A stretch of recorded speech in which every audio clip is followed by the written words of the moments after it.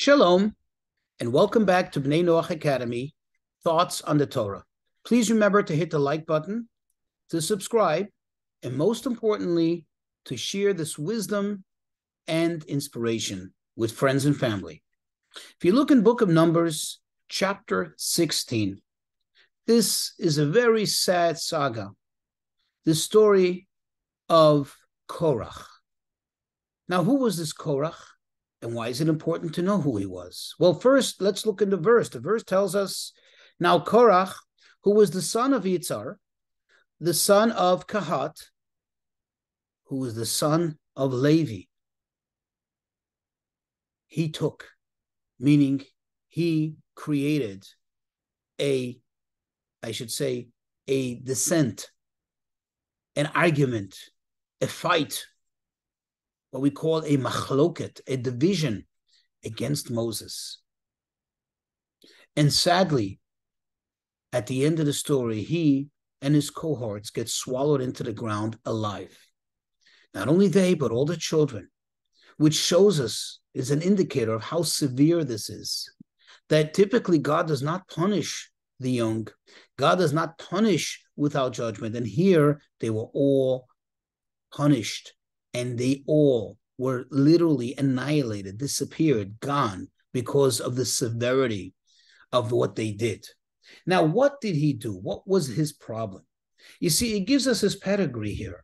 He was the son of Yitzhar, the son of Kahat, so he's a grandson of Levi. He is, great-grandson of Levi, the son of Jacob. He is a grandson of Kahat.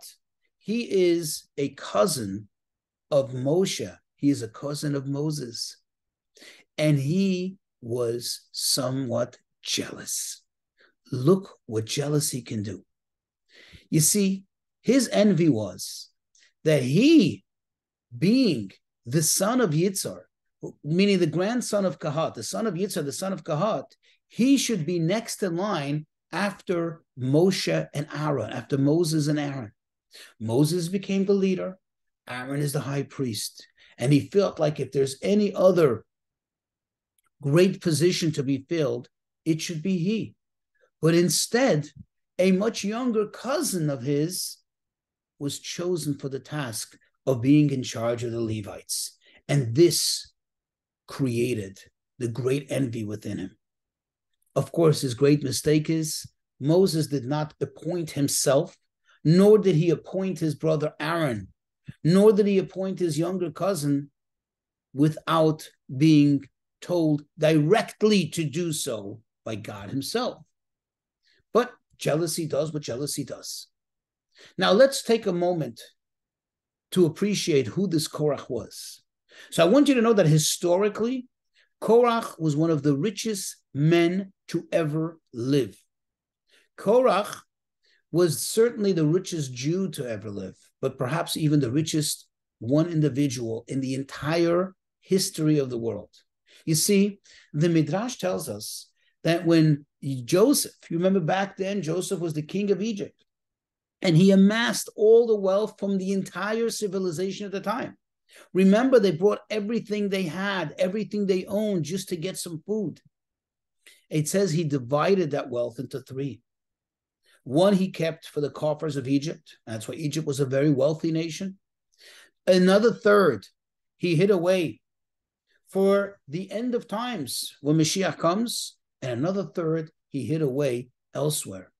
That 1/3 of the world's wealth at the time, Korach managed to find and he uncovered.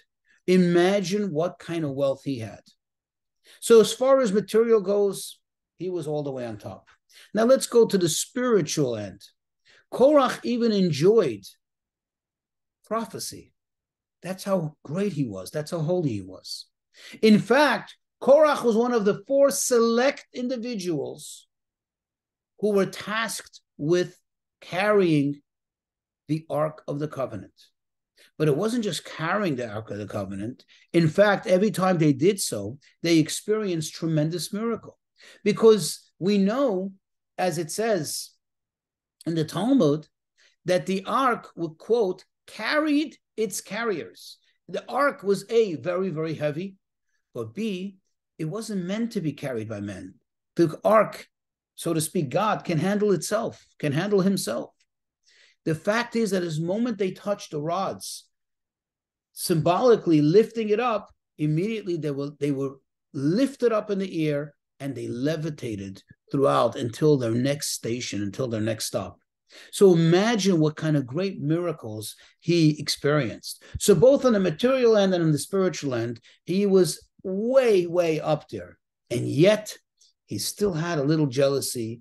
And look what it festered in, and look where it got him. He lost everything, the material and the spiritual, gone. And this is a lesson for us, how sometimes we don't do it enough to appreciate what we do have, what we have accomplished, the special privileges that God has given us. And instead we look elsewhere, and then we become very envious and jealous. And why not me? And why don't I have that? And this should serve as a lesson for us, how even somebody who was so great, yet look, he fell from grace. He fell terribly. He fell the worst fall only because of jealousy.